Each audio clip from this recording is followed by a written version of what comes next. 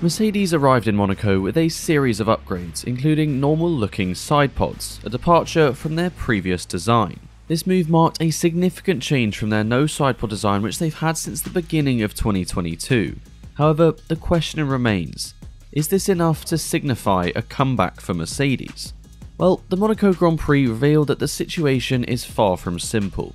Just changing one aspect of the car does not automatically translate to better performance, let alone making them race winners once again. But Mercedes undoubtedly gained valuable insights from Monaco thanks to these new upgrades. Now, with their sights set on Spain, Mercedes aims to use the lessons learned in Monaco to really turn things around. So, unless you've been living under a rock, it's impossible to miss the fact that Mercedes is no longer the dominant championship-winning team they once were. Ever since the introduction of the new 2022 era of regulations, they have struggled, with only one race win at the 2022 Brazilian Grand Prix. And well, the main reason behind this decline is basically that they built the wrong car. Mercedes took a significant gamble by adopting a no side pod design, which turned out to be a disastrous choice. The car experienced violent bouncing issues, or porpoising, from the start, and even when they managed to address this problem, they still lacked pace, and more importantly, lacked room for further development. Realising the urgency to turn their fortunes around, Mercedes wasted no time after the first race weekend of 2023. They immediately recognised the need for substantial changes and promptly moved away from their no side pod design, admitting defeat to their competitors. So, the major upgrades for the Mercedes team were initially scheduled to be introduced at the Imola race, which was set to be round 6 of the 2023 F1 season. However, due to that race being cancelled, they had to postpone the release until round 7 in Monaco. The decision to unveil the upgrades in Monaco posed a unique challenge. The iconic street circuit is known for its slow and windy turns, making it less than ideal for testing the new upgrades compared to a more conventional track like Spain.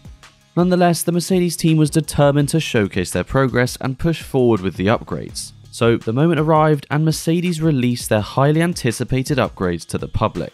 And well, as soon as we got a full glimpse of the new Mercedes, people started calling it a bit of a Frankenstein car, noticing a mix of new parts combined with unchanged components. And one of the most noticeable changes was the fact they got rid of their failed no side pod design.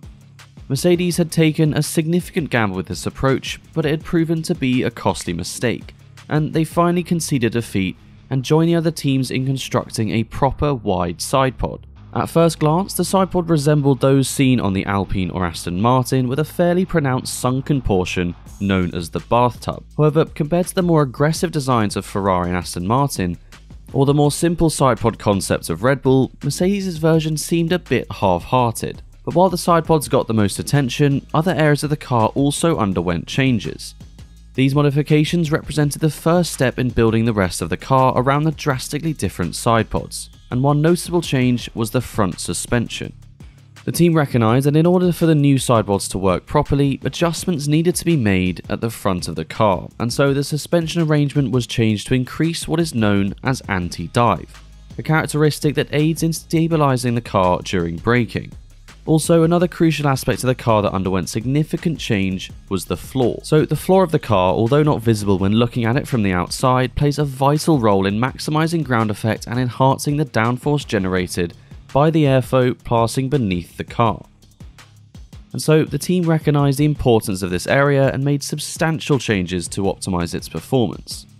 However, whatever secrets Mercedes were hiding beneath their car weren't secret for very long. Lewis Hamilton made a rare mistake and crashed his car during FP3, and as a result, his car had to be lifted several stories high by a crane.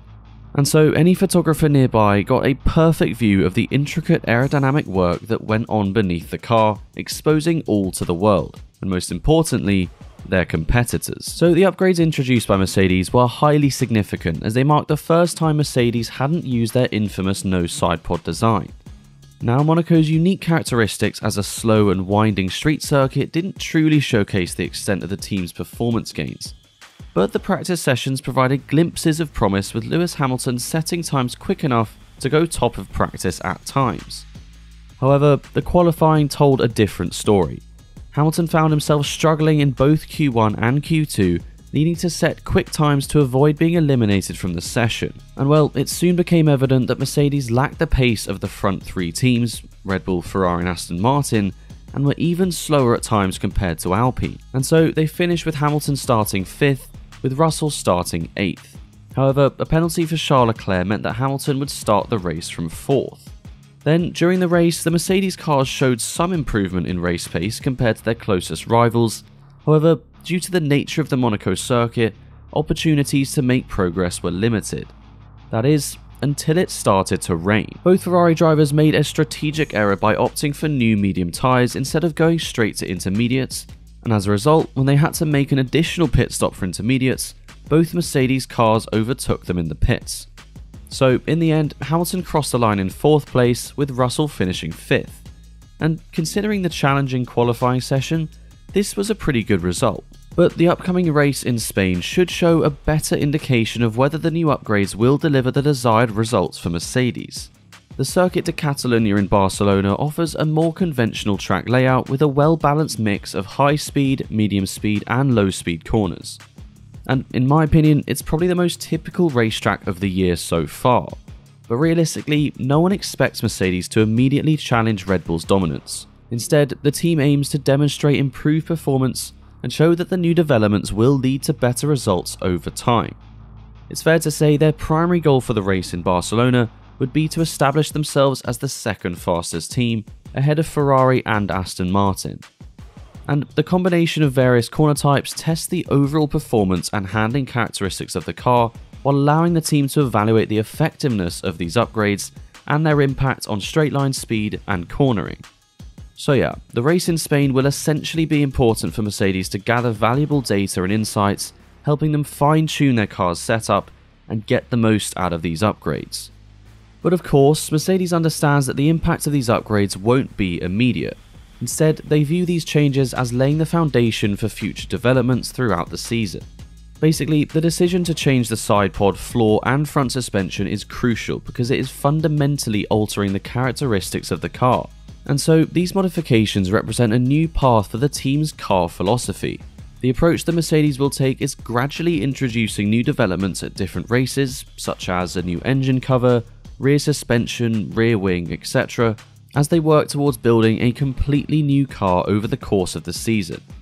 This incremental approach is not only financially more feasible, but also allows them to test and optimize each upgrade as they go.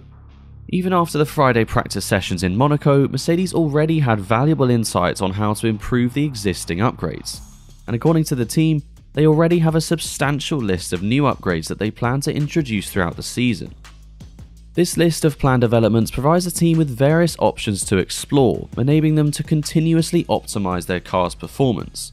So essentially, they recognize that building an entirely new car mid-season is impossible, but through small and gradual improvements, they can make significant progress over the season. But in reality, it is a bit too late to really challenge for the title. Essentially, the upgrades introduced by Mercedes in Monaco signify the start of a process of continuous improvements aimed at bringing them back to the front where they belong. Now, it is important to know that instant performance gains should not be expected, as progress will be gradual over the upcoming races. And well, the objective is to gradually build a car that can match the performance of their competitors, and hopefully Red Bull. Basically, determining whether these upgrades will be sufficient for Mercedes to regain their status as a race-winning team in the near future is challenging. However, the fact they've embarked on this path of upgrades and developments indicates they are moving in the right direction after over a whole year of being stuck in their ways and not wanting to change. All I can say is it's probably on the up from now for Mercedes.